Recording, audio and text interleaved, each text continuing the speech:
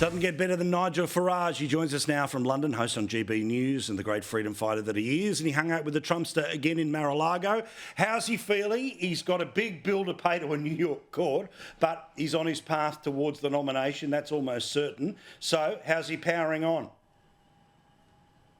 Well, let's start with Mar-a-Lago, shall we? It is like a palace, literally like a palace. Ornate, lots of gold, incredible architecture, probably the best piece of real estate in the whole of Florida, if not on the whole of the east coast of America. And just down the road, there are mansions that sell for $150 million. Yet the New York court that is now fining him $450 million valued Mar-a-Lago at $18 million.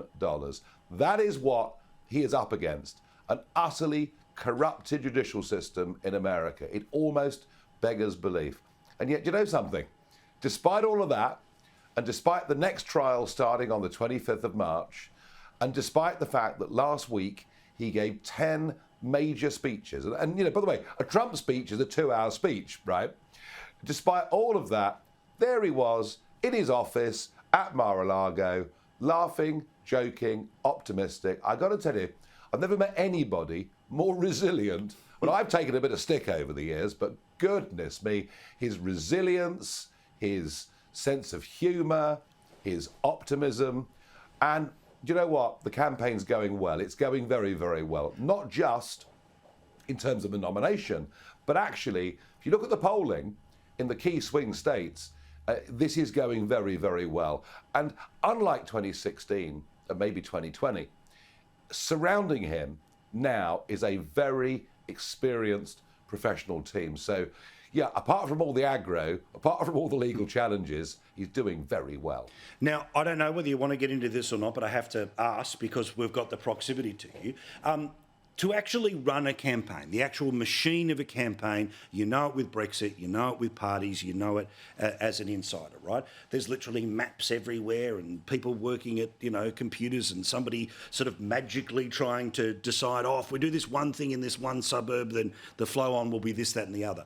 Are there signs of that in and around Trump? Like, is he, I mean, I'm not asking you to say what those are, but is he talking about those things? Is he saying, look, we've got this little X factor here and we think this thing will help us there? We've got a good ground game in insert state, or he just trusts the machine to work it out and he's the front man of the band? So the machine is still relatively small. You know, he likes the idea that it's a relatively small machine, that he's got direct personal contact with it and the people that are part of it. And that's, of course, better, isn't it, than a big sprawling team. But what this one has got is discipline. I think before, there were quite a few people there who didn't really know what they were doing, who made lots of noise, who perhaps spoke to press. There's a sense of calm about the operation, a sense of calm about the plans. And don't for 1 minute, not for 1 minute, think he just lets the team get on with it without debating every, not fine detail, but every major strategic move. Now, he's plugged in, he's got people around him that he can really trust. And the good news that we've had here overnight is that Joe Biden has just done his annual medical and has been passed fit by the doctor. Now, I don't know what kind of doctor this is. I don't know what they must have paid him to come up with that conclusion. But of course, you know, the one thing the Trump team want above all is for Biden to remain the candidate. Well, there you are. He's fit to be president. How about that? Yeah, don't you like that it's optional whether he does the cognitive stuff or not? You would think that in the same way you've got to get on the treadmill and they've got to do the blood test, this would be part of it as well. Now, let's talk about the anti-Semitism, the madness that's running around in the streets of London and even made its way to Big Ben. Yeah, I mean, absolutely frightening. From the river to the sea, projected onto the Elizabeth Tower, which houses Big Ben. Now, if that's not a genocidal taunt, I don't know what is. It's about the eradication of the state of Israel and its people. And yet, not one single arrest has been made. And Mayor Khan, Mayor of London, and of course the man who overall is in charge of London's policing, has declined to make any public comment on the matter whatsoever. This country that I've lived all my life in is today in greater danger than it's been at any point in my lifetime. Normal democracy isn't functioning.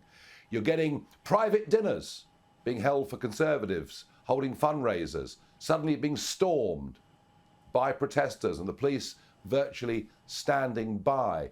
We have a special election taking place in the northwest of England today.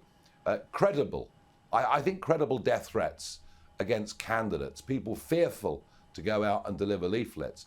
We are being run by a small extreme mob.